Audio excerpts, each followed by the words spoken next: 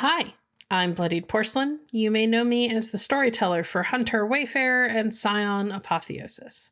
What you're about to hear is what we call a Hype Train episode for our talk show After Dawn. After Dawn is a show where the casts, storytellers, and even artists are interviewed about their roles in bringing our shows to life. Hype Trains, though, are dedicated to letting you, our listeners, know what to expect from an upcoming show. Hype Trains are always released to the public on day one, but our other After Dawn episodes are only available on our Patreon for the first month before they are finally released to the public. So, if you like what you hear and you want to hear more, please think about signing up for our Patreon at patreon.com/Hallowed Haven Studios. Thanks. Now on to the Hype Train episode for Hunter Wayfarer, Season 3. Good morning, Hallowed Haven family. This is After Dawn, the show where we sit down and have a cup of coffee with the cast, crew, and creators behind Hallowed Haven Studios productions. I'm Solomon, and with me is my intrepid co-host, Grizz. And it's time for a hype train. Let's go. I'm excited for this. I can tell, as we should be, because this is the Hype Train episode for Wayfarer Season 3, our flagship show for Hunter the Reckoning. And a lot of things happened at the end of the last season. I mean, had some werewolf killing, help a god escape to his actual world and shit. And well, one of our characters now leads a cult. That's really the biggest revelation, is the fact that people can that he now leads a cult. And people say that vampires are bad. Yeah, no, those vampires in that season totally should have been killed. Yeah, totally should have happened. Sounds like someone's jealous. Yes. I anyway, with us here today is the runner, the storyteller, and the absolutely wonderful Bloodied Porcelain. Hello. Hello. So BP, Grizz. how excited are you? I'm excited and a little sad all at the same time. No, don't be sad. Why are you sad? Well, I've absolutely loved running Wayfarer, but this is probably going to be our final season. We're getting to the point where we are tying up loose ends and dealing with people's personal stories. And unfortunately, with the way that 5th edition Hunter has been developed, there isn't a whole lot of upward mobility in the system.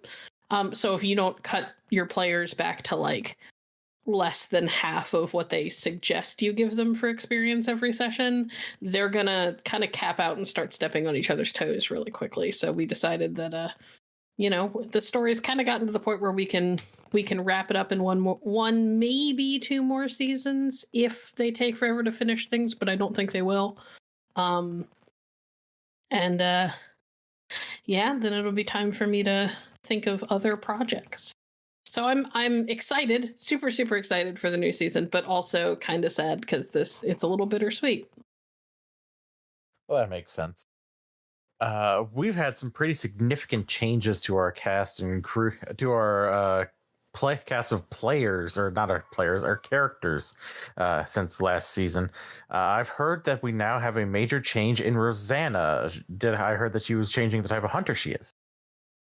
Yeah, so given everything that has happened to Rosanna over the course of the last two seasons, it became very clear by the end of last season that Rosanna may have started out an inquisitive, but she has kind of expanded and developed, and as she has learned more about the world and learned more about her own personal family history, and her intersection with the Fae, with changelings, it has kind of changed the paradigm through which she sees the world. So rather than simply being an inquisitive who wants to know how everything works, Rosanna has decided that she wants to go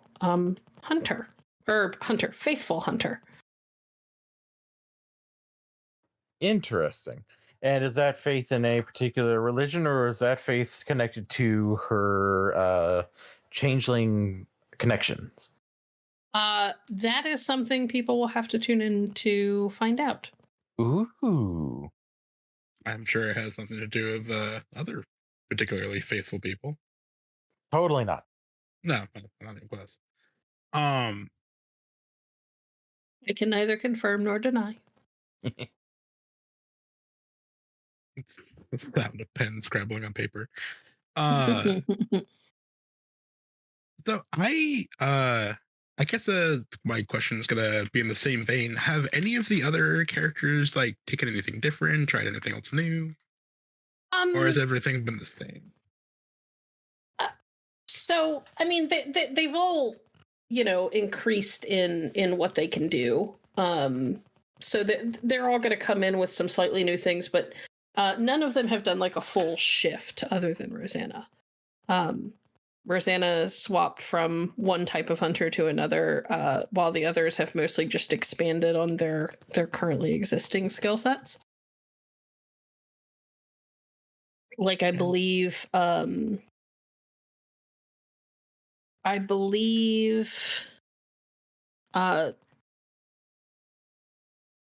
sorry. Piper has gotten more, is doing more with robotics and drones and things like that, which she was already doing. She's just gotten better at it. And Isabel, I believe, has picked up some stuff that allows her to work with animals, because they have Gozer traveling with them now. And obviously, Gozer's the strongest one of all of them. Absolutely. He has his moments. He does, yeah. He survived fighting 2 werewolves and getting shot by dragon's breath. I'd say he's a pretty badass dog. Indeed. That's like less than a week, too. Right? Only that dog could speak. Thoughts? He Questions? probably asked for a raise. Right? I- Purina spits it out. What is it?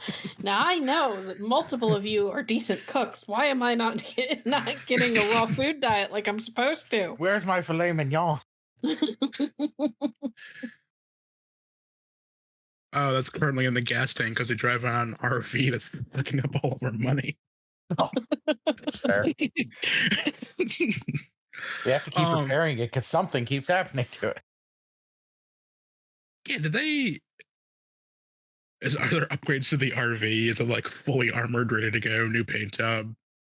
I mean, they kind of already upgraded their RV. They traded in the really old one for a much newer, sleek kind of like bus style of RV last season. So there's not a whole lot else that they can do, really, except to maybe adjust some of the onboard facilities for it. Like, I imagine Isabel's lab/med bay is probably a little bit better. But beyond that, I don't think that there's a whole lot more that they could add in, realistically. So now the med bay can hold 2 bodies when they're dumped into the swamp.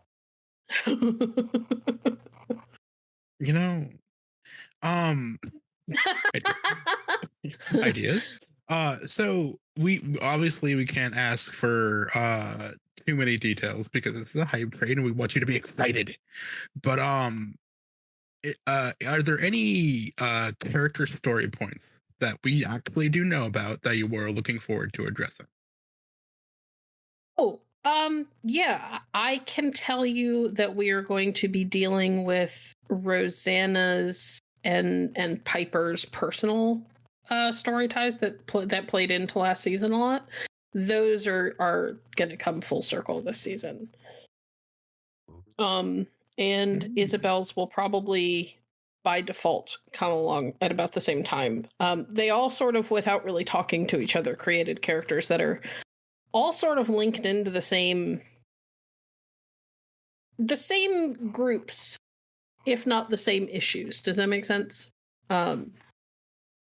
That without really discussing it or whatever, they all sort of created character backgrounds that had disparate ties to certain powerful and shady and potentially destructive agencies out there in the world. So That's 50 Hallowed dollars. Anyone who can figure out what she's talking about better rewatch everything. 80 organizations. Agencies. I'm so sorry. It's Let me even try worse. again. Yeah. I was trying Well, to. you know. No, you're right. You're right. No, Forgive me, Bows. So, and there's, yeah. So, and also, there's no way to, yeah. Like, he didn't leave them. I don't think there's a way for them to do that. But there's no way to contact Loki, which would have been a really cool idea. But I don't think that's gonna happen. No, he's gone. He's Gone. Yeah. not in their world anymore. His girlfriend is still around, somewhere, but is not. He's not here anymore.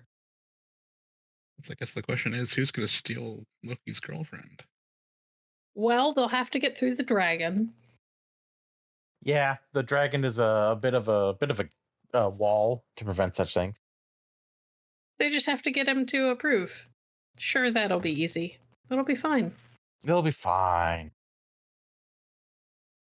You really want this to happen now, actually?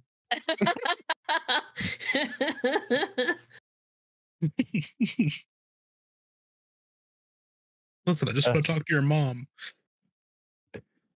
No. Note to self: have Saul come on as the dragon.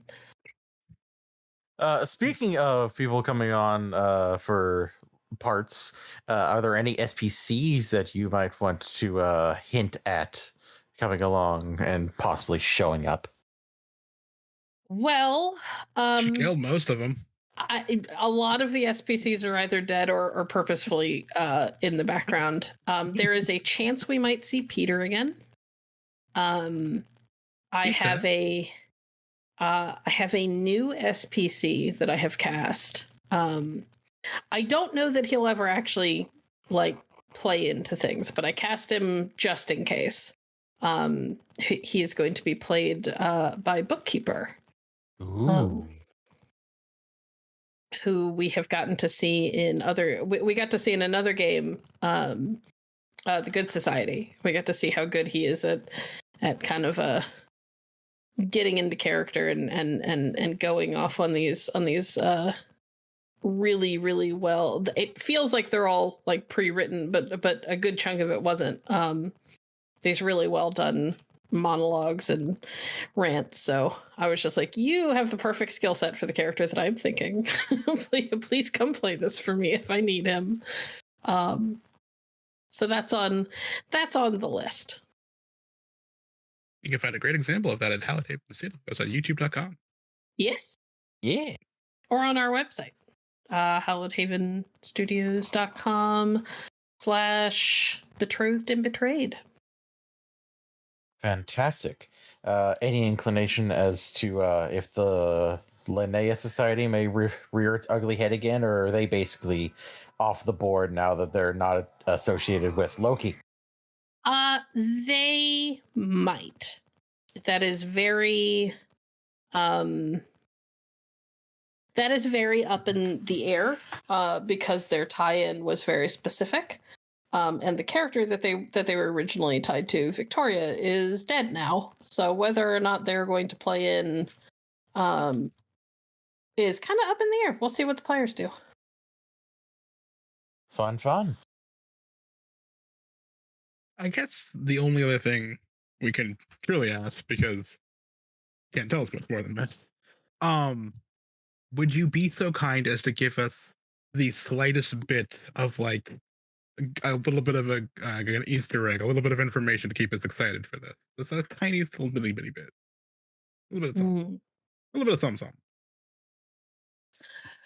What I will tell you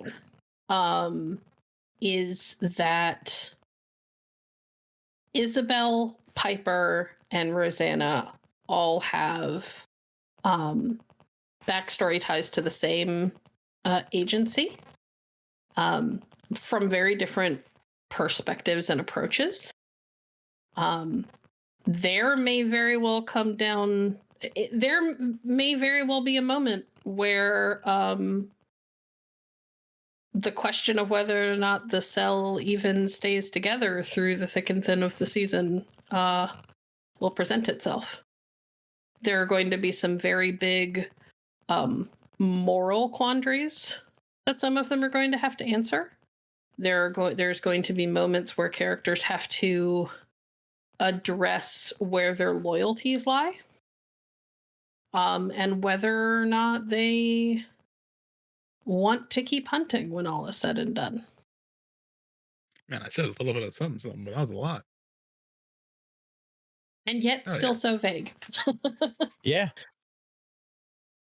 All right, $100 million to whoever can figure out what the hell she was just talking about.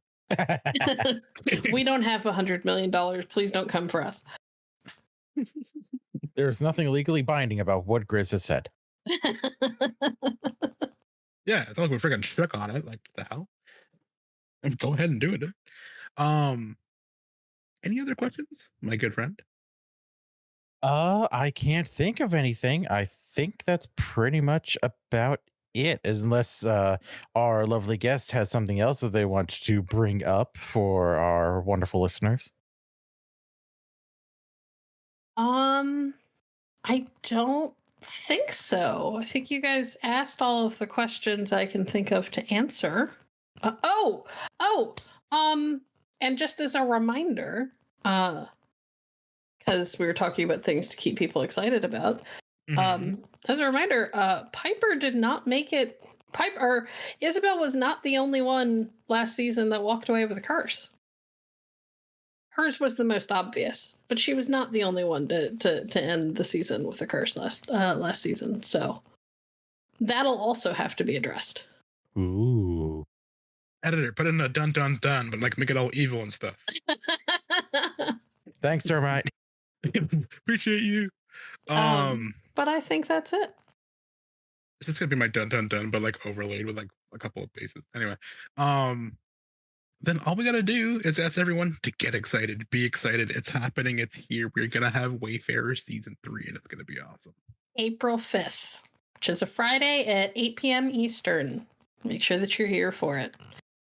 Potentially the last 10 episodes of our very first flagship show. Make sure you're hydrated. Make sure you have snacks. Be there. Make it happen. All right. Be ready. Be wacky. Bye-bye. Bye.